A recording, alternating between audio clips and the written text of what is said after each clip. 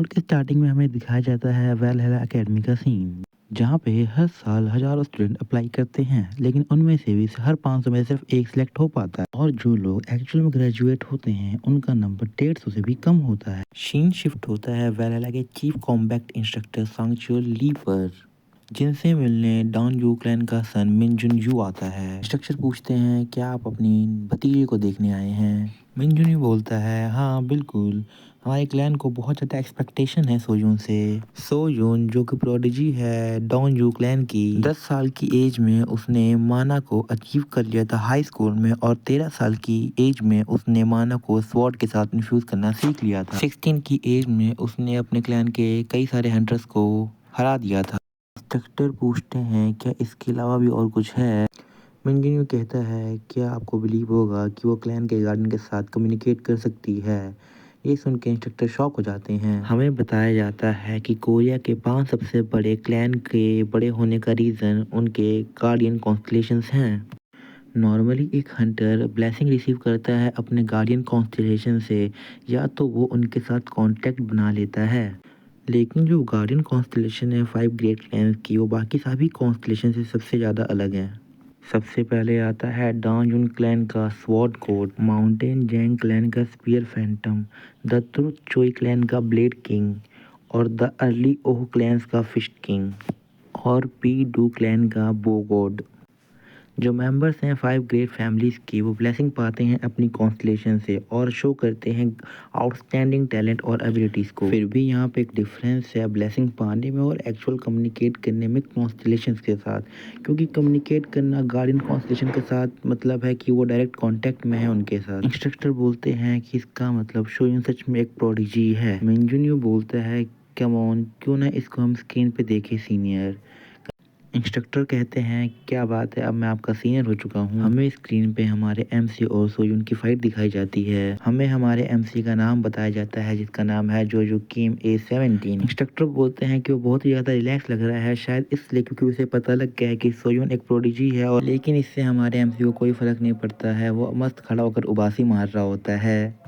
इतने में सोयून उस पर एक बहुत ही पावरफुल अटैक कर देती है जो कि सीधा उसकी तरफ बढ़ता है, लेकिन हमारा एमसी उसे बहुत ही आसानी से डॉज कर देता है। अचानक ही इंस्ट्रक्टर और मिनजुन हैरान हो जाते हैं। फिर हमें पता लगता है कि हमारा एमसी जीत चुका है और एक ही पंच में उसने नॉक कर दिया है सोयून को। हमारा एमसी मस्त फ्लेक्स करते हुए बोलता है क्या बात है, यहाँ पे सभी के सभी वीक क्यों हैं। सीन शिफ्ट होता है 300 साल पहले टावर ऑफ द एंड में, जहाँ का टावर मास्टर एन किंग वार्शे बोलता है क्या बात है, ये बहुत ही मार्वलस फाइट थी। हमारा एमसी उसे देखता है।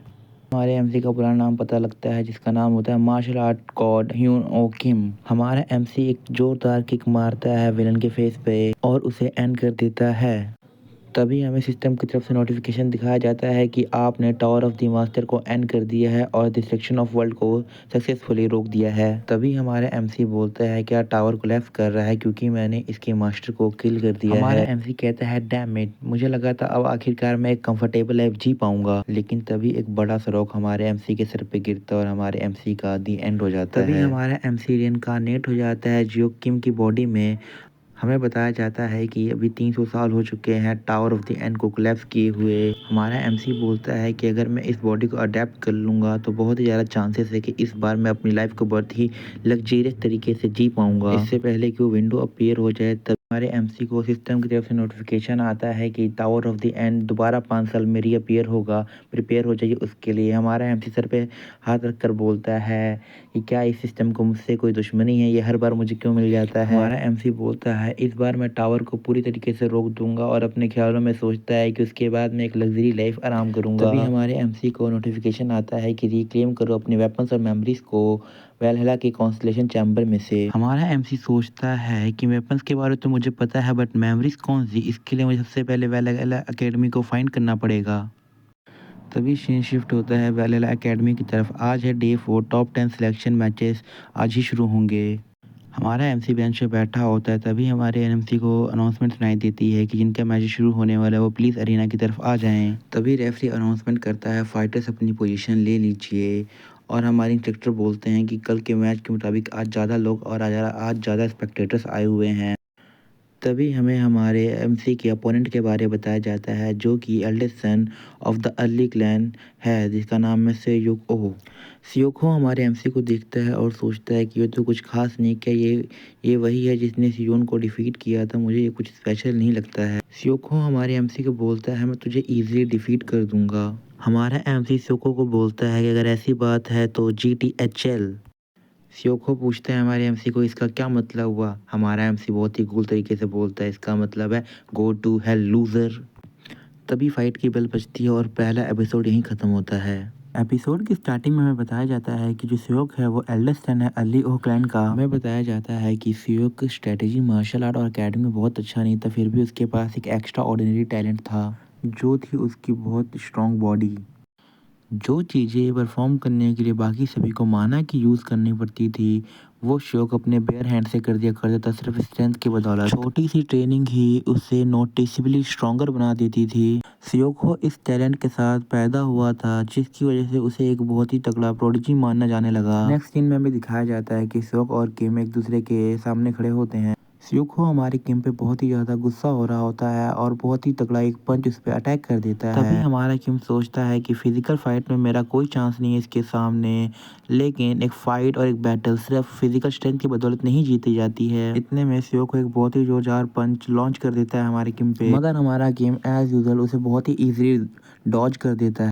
हमारा किम उसे एक ही किक के साथ बहुत ही ईजिली गिरा देता है और एक बहुत ही जोरदार पंच सियोक के चेस्ट पे मारता है जिससे सियोक डिस्बैलेंस होके सीधा ज़मीन पे गिरता है और वहीं पे डिफीट हो जाता है। तभी हमें अनाउंसमेंट बताई जाती है कि जियोक किम जीत चुका है। हमारा किम सोचता है कि भले ही मैं इस बॉडी में बहुत ही ज़्यादा वीक हूँ, लेकिन मॉन्स्टर को हंट करना मेरे पुराने हंटर की जॉब की तरह इस लाइफ में कुछ ज़्यादा डिफिकल्ट नहीं है। यही सोचते हुए हमारा किम मस्त ऑरा फॉर्म करते हुए सीधा सीधा गेट के बाहर चला जाता है, जिसे इंस्ट्रक्टर और बाकी लोग अपने स्क्रीन पे देख रहे होते हैं और बहुत ही ज़्यादा हैरान हो रहे होते हैं। तभी हमें कुछ रिपोर्टर्स का सीन दिखाया जाता है जिसमें से एक रिपोर्टर्स कहती है क्या सियोक अपने आप अपने पैर पे गिर गया था, लेकिन दूसरा रिपोर्टर कहता है नहीं बिल्कुल ऐसा नहीं हो सकता, सियोक अपने आप नहीं गिरा था बल्कि वो एक सिंपल से अटैक से गिर गया था। तभी हमें head of the early Oh clan battle king Jolsin Oh के बारे में दिखाया जाता है जो सोच रहे होते हैं कि ये बेवकूफ़ सोच रहे हैं कि वो एक सिंपल अटैक था, जबकि वो ऐसा सिंपल अटैक नहीं था। तभी क्लैन लीडर सोचते हैं भले ही मेरे लड़के ने कभी भी मार्शल आर्ट को प्रैक्टिस नहीं किया है, सिर्फ अपने फिजिकल स्ट्रेंथ पे वर्क किया है, मगर फिर भी वो अपने किसी भी साथ के हंटर के साथ उस पंच को बहुत ही ईजिली डॉज कर सकता था। क्लैन लीडर अपने मन में सोचते हैं मगर फिर भी जो आखिरी ब्लो था वो बिल्कुल ही अनअवॉइडेबल था, उससे बिल्कुल भी बचा नहीं जा सकता था। क्लैन लीडर सोचते हैं कि सियोक किम की बातों में आकर उस पर पहले अटैक कर देता है और तो और उसने इस बार माना का यूज़ किया होता है, जबकि वो जल्दी माना यूज़ नहीं करता। इसका मतलब था वो क्लियरली फाइट को एंड करना चाहता था। क्लैन लीडर अभी भी अपने मन में सोच रहे होते हैं कि फिर भी उस आखिरी मोमेंट में किम ने बड़ी आसानी से अपने सर को हल्का सा टिल्ट करके सियोक के पंच से डॉज कर लिया था, जबकि सियोक को लगा था कि ये आखिरी पंच इस मैच को एंड कर देगा, जिसकी वजह से उसका सेंटर ऑफ बैलेंस आगे शिफ्ट हो गया था और वो खुद को हिला नहीं पाता है। जिस चीज़ का फ़ायदा उठा के किम ने उसे एक बहुत ही आसान सी किक से गिरा के नॉक कर दिया था और ये मैच जीत लिया था। क्लैन लीडर अपने मन में सोचते हैं कि किम एक स्टेप आगे का सोचता है सियोक से। जब जिस मोमेंट पे ये सियोक ने किम पे अटैक किया था, किम ने तभी अपने अटैक को प्लान कर लिया था उससे पहले ही। वो सच में एक बहुत ही तगड़ा मोस्टर टैलेंट है। तभी हमें रिपोर्टर्स का सीन दिखाया जाता है। क्लैन लीडर अपने मन में सोचते हैं कि अनफॉर्चुनेटली सिर्फ मैं नहीं हूँ जिसने फ्रेशमैन के टैलेंट को रिकॉग्नाइज किया था, बहुत से ऐसे लोग हैं जिन्होंने उसकी असली वैल्यू को समझा। मतलब सब के सब बेवकूफ़ नहीं होते हैं। हमें क्लैन लीडर का सीन दिखाया जाता है जो किम को जाते हुए देख रहे होते हैं और सोचते हैं कि कुछ भी हो जाए मैं तुम्हें अपनी क्लैन में जरूर शामिल करके रहूंगा किम। तभी सीन शिफ्ट होता है स्टेडियम में कुछ लोगों पे जो खुशी के मारे पागल होकर चिल्ला रहे होते हैं आई लव यू आर्यन। तभी हमारा किम उन सब की तरफ देख के सोचता है कि देखो उन सब ठरकियों को, क्या वो एक 17 साल की लड़की को प्यार करने के लिए कुछ ज़्यादा बूढ़े नहीं है। तभी मैच अनाउंस होता है the final match of ranking competition between Kim and Aryan. हमें तभी आर्यन के बारे में बताया जाता है जो कि है second daughter of truth Choi clan. Scene shift होता है आर्यन की तरफ। आर्यन अपना बहुत ही अच्छा स्टांस लेके खड़ी होती है फाइट करने के लिए किम से, मगर कुछ देर तक दोनों में से कोई पहले अटैक नहीं करता है। बहुत ही शांति का माहौल रहता है उस वक्त। कि मैं अपने मन में सोचता है क्या वो पहले मेरे अटैक करने का वेट कर रही है, चलो कम से कम वो सिचुएशन को रीड करने की कोशिश कर रही है, एटलीस्ट तो बाकी सबसे बहुत ही ज़्यादा बेटर है। किम कहता है वेल देन, ऐसा लगता है सबसे पहले मुझे ही आगे बढ़ना पड़ेगा, और किम अपना एक स्टेप आगे बढ़ाता है। इतने में आर्यन भी अपने स्वॉर्ड पे एक बहुत ही पावरफुल अटैक चार्ज कर लेती है। तभी सीन शिफ्ट होता है क्राउड की तरफ, जिसमें से ऑडियंस में से एक लड़की बोलती है क्या वो लाइटनिंग है, और उनमें से एक लड़का बोलता है क्या उसने मास्टर कर लिया ट्रांसफॉर्मेशन एट्रीब्यूट को 17 साल की एज में। ऑडियंस अपने मन में कहती है कि जितने भी डिसेंडेंट हैं 5 ग्रेट क्लैंस के, वो सच में बहुत ही ज़्यादा अमेजिंग हैं, बहुत ही ज़्यादा। सीन शिफ्ट होता है आर्यन की तरफ, जिसने अपने पावरफुल अटैक को लॉन्च कर दिया होता है किम की तरफ, लेकिन किम उसे बहुत ही ईजिली डॉज कर देता है। आर्यन अपने मन में सोचती है कि अचानक किम कहाँ चला गया। तभी किम पीछे से कहता है हे, अगर तुम उन्हीं आंखों के साथ मुझ पर अटैक करोगी तो ये मेरे लिए डॉज करना बहुत ही ज़्यादा इजी हो जाएगा। किम को अपने साइड में पाकर आर्यन बहुत ही ज़्यादा शॉक हो जाती है और सोचती है कि वो मेरे साइड में अचानक कैसे आ गया। यही सोचते हुए आर्यन अपना एक और पावरफुल अटैक किम पर लॉन्च करती है, मगर किम उसे एक ही पंच में बहुत ही ज़्यादा पीछे फेंक देता है। किम सोचता है तो क्या उसने इस अटैक को ब्लॉक कर लिया अपने स्वॉर्ड के साथ।